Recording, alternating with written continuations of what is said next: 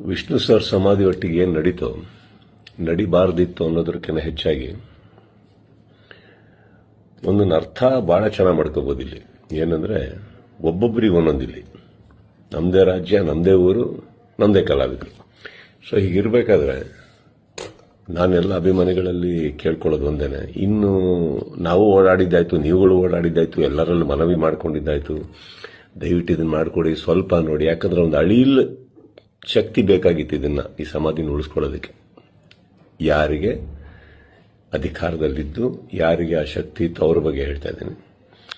So ಅದು ಮಾಡಲಿಲ್ಲ ಅಂದಾಗ ಇನ್ನು ಅವ್ರನ್ನೆಲ್ಲ ವಿಷ್ಣು ಸರ್ನ ನಾವು ನೋಡಿ ಬೆಳ್ಕೊಂಡು ಬಂದಮೇಲೆ ಒಂದಂತೂ ನಾವು ಕಲೀಲೇಬೇಕಾಗಿರೋದು, ಇನ್ನು ಭಿಕ್ಷೆ ಮಾಡೋ ಅವಶ್ಯಕತೆ ಇಲ್ಲ, ಕೇಳ್ಕೊಳ್ಳೋ ಅವಶ್ಯಕತೆ ಇಲ್ಲ, ಕೇಳೋ ಅವಶ್ಯಕತೆನೂ ಇಲ್ಲ, ಮುಗಿದೋಯ್ತಲ್ಲ.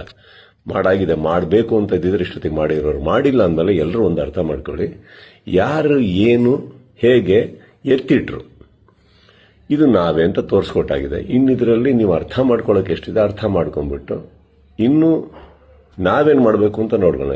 ಈಗ ಮೊನ್ನೆ ನಾವು ವೀರಕಪುತ್ರ ಶ್ರೀನಿವಾಸ ಅವ್ರ ಥರನೂ ಮಾತಾಡ್ತಾ ಇದ್ದೆ. ಅವರು ಒಂದಿಷ್ಟು ಯೋಜನೆಗಳು ಹಾಕೊಂಡಿದ್ದಾರೆ, ಆದಷ್ಟು ದೊಡ್ಡ ಒಂದು ಪ್ರತಿಮೆ ಕಟ್ಟಬೇಕು ಅಂತ ಇದ್ದಾರೆ.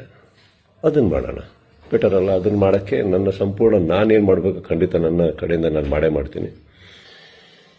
ಎಲ್ಲರಿಗೂ ಒಂದು ನೋವಾಗಿದೆ ಅನ್ನೋದು ಒಂದು ಗೊತ್ತು. ರಾತ್ರಿ ಅದು ನಡೆದಾಗ